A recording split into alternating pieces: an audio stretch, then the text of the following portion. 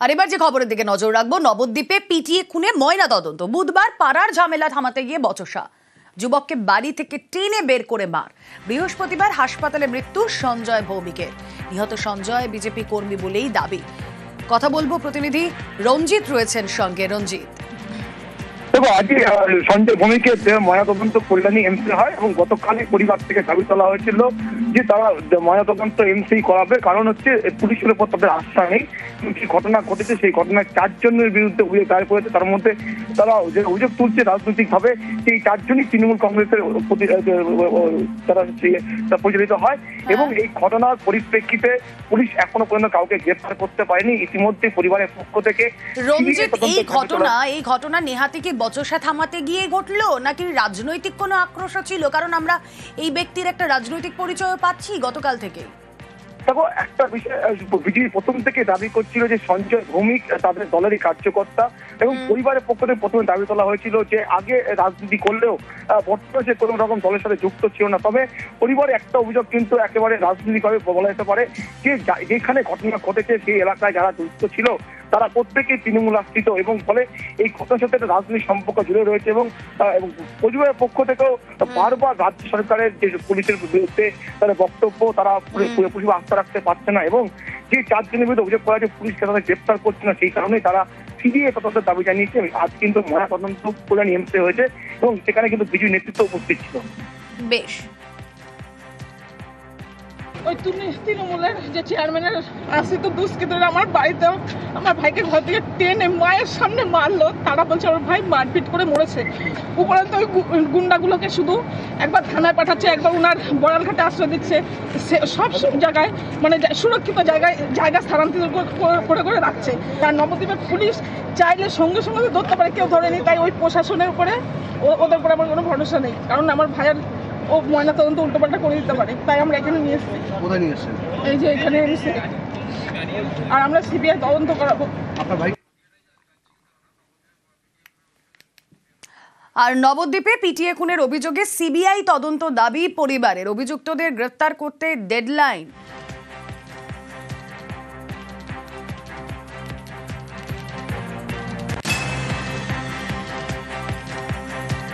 পুলিশকে হুঁশিয়ারি শুভেন্দু অধিকারীর। পুলিশকে ডেডলাইন।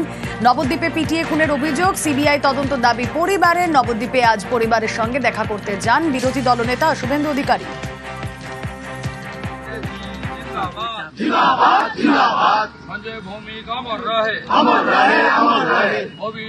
পরিকল্পিত এবং রাজনৈতিক কারণে খুন হয়েছে। পরিবার তারক দাস সহ প্রকৃত খুনি 4 জনের নামেই এফআইআর করেছে। প্রায় 36 ঘন্টার বেশি অতিবাহিত হওয়া সত্ত্বেও একজনেরও গ্রেপ্তার হয়নি, কারণ নবদ্বীপ আসন টলমটো করছে। ওরা জানে এসআইআর হওয়ার পরে ওরা 20,000 ভোটে নবদ্বীপে হারবে। তাই এই ধরনের তাজা কর্মীদেরকে খুন করে যে যুবকরা পশ্চিমবঙ্গ বিজেপির প্রধান হাতিয়ার বা স্তম্ভ, এই যুবকদেরকে ভয় দেখিয়ে দিতে চায়। পুলিশকে আগামীকাল পর্যন্ত সময় দিচ্ছি। আগামী সোমবার বিকেল বেলা নবদ্বীপ শহরে ধিক্কার এবং প্রতিবাদ মিছিল হবে ভারতীয় জনতা পার্টির পক্ষ থেকে। চ্যালেঞ্জ হোক, সমস্ত রকম তদন্ত হোক, সিবিআই থেকে শুরু করে আন্তর্জাতিক লেভেল পর্যন্ত তদন্ত হোক এবং সেখানে যদি প্রমাণ হয় কোনো রকম রাজনৈতিক এখানে বিষয় নেই, কোনো রাজনৈতিক দলের বিষয় নেই, তাহলে পরে ও কি পবিত্র মাটিতে, নবদ্বীপের পবিত্র মাটিতে কান ধরে সেই ভূমিতে ক্ষমা চাইবে না, কারণ উনি নির্লজ্জতার একটা সমার্থক। সঞ্জয় ভৌমিকের মৃত্যুতে রাজনৈতিক টানাপোড়েন তুঙ্গে। বিজেপি দাবি করছে নিহত সঞ্জয় তাদের দলের কর্মী, তৃণমূল আশ্রিত দুষ্কৃতীরা মেরেছে। অন্যদিকে বিজেপির এই অভিযোগ মানতে নারাজ তৃণমূল।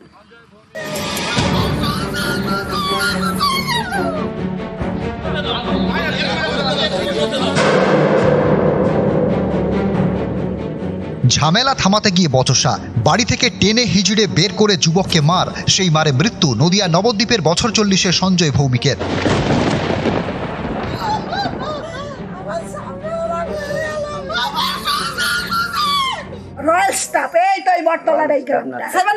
ছেলেরা মেরেছে আর মঠটা যখন খাই করে ওই ছেলেরা এই ক্লাবেই আছে। এখানে কি দুষ্কৃতি কাজ হয়? হ্যাঁ হয়, অনেকদিন ধরে। এর আগেও এই বাড়ির একটা ছেলেকে মেরেছে, আমার ছেলেকেই আর একবার মেরেছে। নবদ্বীপ পুরসভার প্রাচীন মায়াপুরের বাসিন্দা সঞ্জয় ভৌমিক, পেশায় ইলেকট্রিক মিস্ত্রি। বুধবার রাতে সাইকেল চালিয়ে কাজ থেকে বাড়ি ফিরছিলেন। অভিযোগ, বাড়ির কাছে রাস্তার মোড়ে কয়েকজন যুবকের মধ্যে ঝামেলা চলছিল। ঝামেলা থামাতে গিয়ে বচসায় জড়িয়ে পড়েন সঞ্জয়। মদের আসরে একটা ঝামেলা হয়েছে শুনছি আমি, এখনো পর্যন্ত প্রাইমারি ইনভেস্টিগেশন যেটা আছে, কেউ কেউ বলছে যে উনি ওই ঝামেলাটা থামাতে গেছিলেন, যার জন্য ঘুষাঘুষি খেয়েছেন। এইটাই বচসা না বাড়িয়ে বাড়ি ফিরে আসেন সঞ্জয়, কিন্তু বচসার রেশ কাটেনি। অভিযোগ, মাঝরাতে সঞ্জয়ের বাড়িতে চড়াও হন বচসায় জড়ানো কয়েকজন। দরজা ভেঙে ঘরে ঢুকে সঞ্জয়কে টেনে হিজড়ে বাইরে এনে মারধর করা হয়। যুবকের মা আটকাতে গেলে তাকে ধাক্কা দেওয়া হয় বলে অভিযোগ। সঞ্জয়কে নবদ্বীপ স্টেট জেনারেল হাসপাতালে নিয়ে যাওয়া হয়। বৃহস্পতিবার দুপুরে হাসপাতালে তার মৃত্যু হয়। নবদ্বীপ থানায় এ নিয়ে লিখিত অভিযোগ জানিয়েছে পরিবার। বিজেপির দাবি, নিহত সঞ্জয় ভৌমিক তাঁদের দলের কর্মী, আর যারা সঞ্জয়কে মেরেছে তারা তৃণমূল আশ্রিত দুষ্কৃতী। এই সঞ্জয় ভৌমিক যিনি আমাদের বিজেপি কার্যকর্তা, যারা মেরেছে তারা কোনো রাজনৈতিক দল? হ্যাঁ, তারা তৃণমূলের আশ্রিত গুন্ডা বাহিনী, তারা উদ্দেশ্য প্রণোদিতভাবে মেরেছে। পরিবারের দাবি, সঞ্জয় একসময় বিজেপি করতেন, এখন কোনো দল করেন না।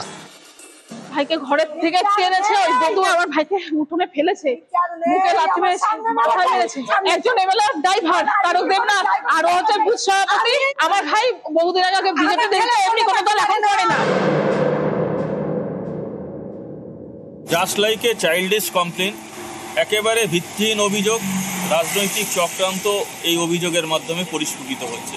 এই ধরনের নোংরামি তৃণমূল কংগ্রেস করে না, এর সাথে রাজনীতির কোনো সম্পর্ক। দুর্ভাগ্যজনক এই অভিযোগ। নবদ্বীপ থেকে রঞ্জিত সরকার, নিউজ 18 বাংলা।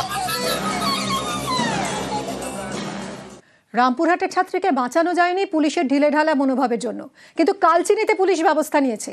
সেখানে ছাত্রীদের যৌন হেনস্থায় শিক্ষককে গ্রেফতার করেছে পুলিশ। 4 ছাত্রীকে যৌন হেনস্থার অভিযোগ, আর এই অভিযোগেই স্কুলের ভারপ্রাপ্ত প্রধান শিক্ষক গ্রেফতার। রাজকুমার রয়েছে সঙ্গে, আরো বিশদে জানাবে রাজকুমার।